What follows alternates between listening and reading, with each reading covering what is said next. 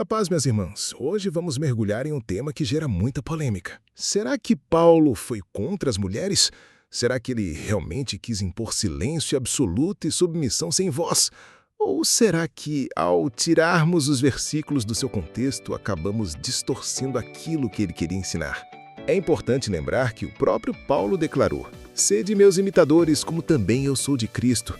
Isso significa que o apóstolo não falava de si mesmo, mas de Cristo refletido em sua vida. E se olharmos para Jesus, percebemos algo extraordinário nas entrelinhas. Ele sempre esteve à frente do seu tempo em tudo, inclusive em relação às mulheres que viviam em época e cultura hostil para elas. Observe esses 3 fatos. Foi incentivado por sua mãe, Maria, no primeiro milagre em Caná da Galileia. Revelou-se como Messias a uma samaritana, algo impensável naquela cultura, e entregou a maior notícia da história, a ressurreição, a Maria Madalena, antes de qualquer outro discípulo. Portanto, se Paulo realmente seguia Cristo, não faria sentido transformá-lo em alguém que despreza ou rebaixa as mulheres.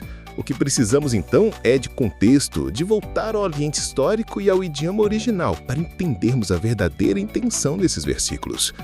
Então já se ajeita aí. Se é novo por aqui, saiba que nosso canal é dedicado a estudar os termos originais e o contexto histórico das Escrituras. Se inscreva, deixe seu like e sua mensagem nos comentários. Na descrição do vídeo você encontra links para nossas redes, blog com material complementar, PDF gratuito e e-books para se aprofundar. Agora vamos ao conteúdo.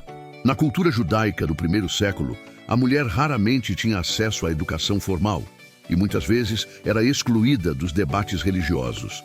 Jesus rompeu esse padrão, permitindo discípulas próximas e confiando a elas missões centrais.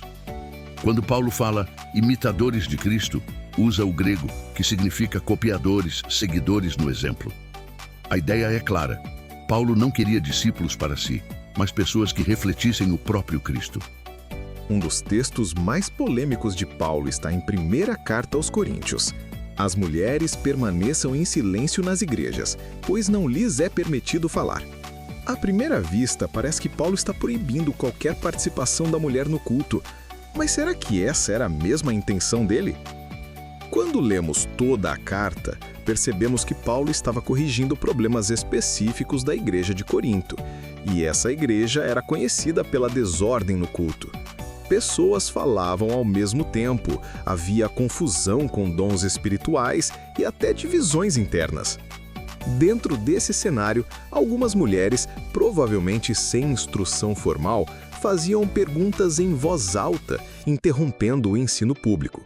Paulo, então, chama atenção não para um silêncio absoluto, mas para a necessidade de ordem e respeito durante a reunião.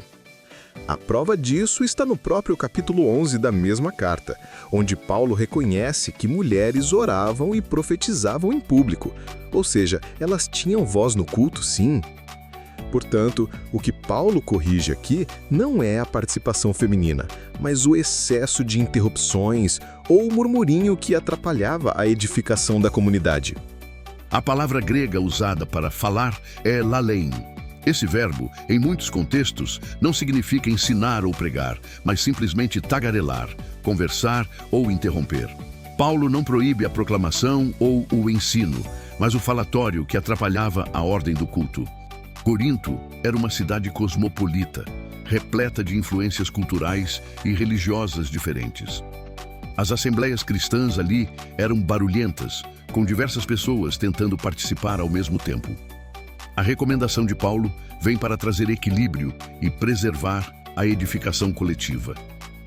Com essa clareza, a gente percebe: Paulo não estava calando a mulher, mas colocando ordem no culto para que todos, homens e mulheres, fossem edificados. Outro texto muito citado está em Efésios. Mulheres, sujeitem-se a seus maridos como ao Senhor. Muitos pegam apenas esse versículo isolado e constroem uma ideia de que Paulo coloca a mulher em posição de inferioridade. Mas será que é isso mesmo? Se voltarmos apenas um versículo antes, encontramos a chave. Sujeitem-se uns aos outros por reverência a Cristo. Percebe? Paulo começa falando sobre uma submissão mútua dentro da comunidade cristã. E quando ele chega ao relacionamento conjugal, aplica esse princípio. A mulher é chamada a se alinhar em respeito ao marido, mas o marido recebe um peso ainda maior: amar a esposa como Cristo amou a igreja, ou seja, de maneira sacrificial, até a morte. Isso não é sobre hierarquia de valor, mas sobre papéis que se completam no amor. Paulo não diminui a mulher, mas eleva o padrão do homem ao nível mais alto possível de provisão e proteção, direcionamento, amar como Cristo.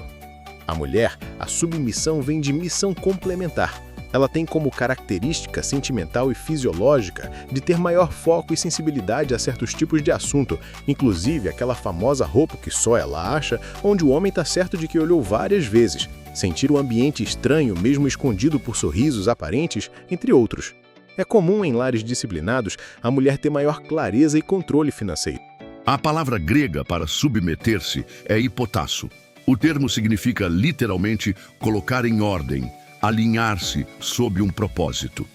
Não carrega a ideia de escravidão ou inferioridade, mas de cooperação dentro de uma ordem estabelecida. Na cultura greco-romana, a mulher era vista muitas vezes como propriedade do homem. Quando Paulo escreve, ele subverte essa mentalidade. O marido não é dono, mas servo amoroso. A ordem que Paulo apresenta era revolucionária para o seu tempo, pois dignifica a mulher e coloca o amor como centro da relação. Pense na importância que Cristo dá à igreja. É esse tipo de carinho que ele pede que o homem tenha com sua esposa. Assim entendemos que Paulo não está limitando a mulher, mas mostrando que o casamento cristão deve ser um reflexo vivo da relação entre Cristo e sua igreja. Uma relação de respeito, entrega e amor que se completam. Outro texto muito debatido tem 1 Timóteo. Não permito que mulher ensine, nem que exerça autoridade sobre o homem. Isolado, esse versículo parece um bloqueio definitivo ao ministério feminino. Mas quando voltamos ao contexto, vemos que Paulo está escrevendo a Timóteo, pastor da igreja em Éfeso, uma cidade marcada pelo culto à deusa Ártemis. Ali, muitas mulheres exerciam papéis de destaque religioso. Mas, ao mesmo tempo, muitas das recém-convertidas não tinham formação bíblica. Algumas estavam espalhando ensinos distorcidos dentro da igreja. Por isso, Paulo traz uma correção pontual. Não permitir que essas mulheres assumissem posição de ensino enquanto ainda não estavam preparadas. E o detalhe importante está na palavra usada para autoridade. Paulo não usa o termo comum no grego para liderança saudável, mas uma palavra rara e pesada, que significa usurpar ou dominar de forma autocrática. Isso mostra que ele não estava proibindo o ensino feminino de forma universal, mas corrigindo um abuso específico que ameaçava a igreja em Éfeso. O termo grego aqui é autentein, traduzido em muitas bíblias como exercer autoridade. Mas na verdade significa dominar de forma tirânica, usurpar, impor-se à força. É uma palavra rara, usada apenas aqui no Novo Testamento. Éfeso era centro do culto a Ártemis, centro de práticas de magia negra, já relatado no canal. Foi base para Paulo ser usado pelo Espírito Santo e nos revelar a armadura de Deus em Efésios 6, onde mulheres tinham forte influência religiosa e social. Muitas das convertidas traziam práticas e ideias desse ambiente para dentro da igreja. Paulo, então, freia o ensino distorcido até que essas mulheres fossem devidamente instruídas e transformadas em Cristo. Prova de que Paulo não é contra o ministério feminino está em outros textos. Ele reconhece Priscila, que junto de Áquila ensinou Apolo em Atos 18.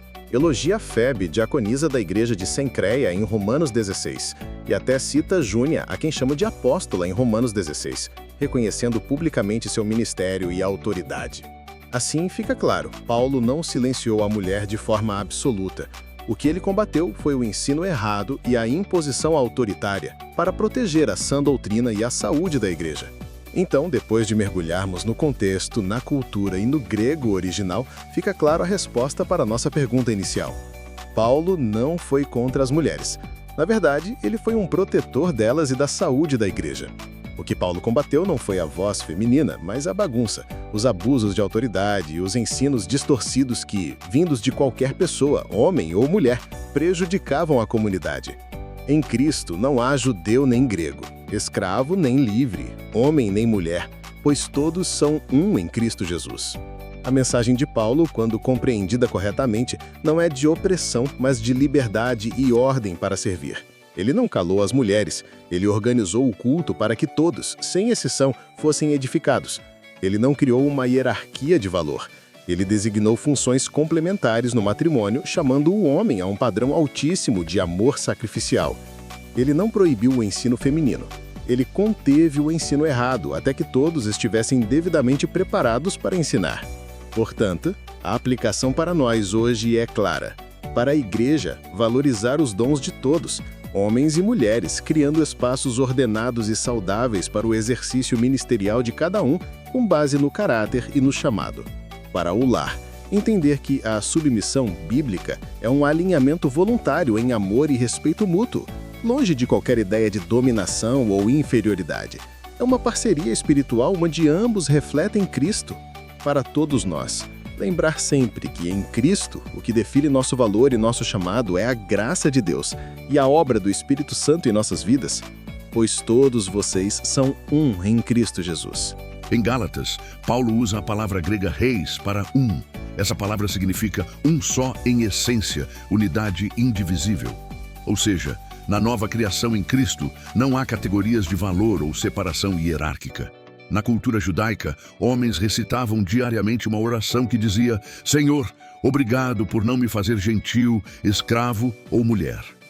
Paulo, ao escrever essa passagem, quebra esse paradigma cultural, afirmando que em Cristo essas barreiras caem e todos são igualmente herdeiros da promessa. Paulo não cala pastoras e mulheres na igreja, mas organiza. Não diminui a mulher perante o homem, mas dignifica. Não exclui a voz feminina no lar, mas integra. Será que temos usado a Bíblia para edificar e libertar ou para julgar e oprimir?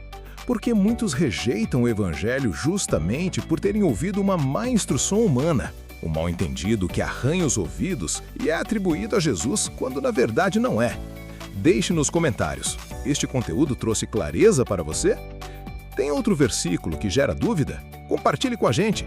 Se inscreva no canal e ative o sininho para não perder os próximos estudos. Até breve! Bênçãos de Deus para a sua vida.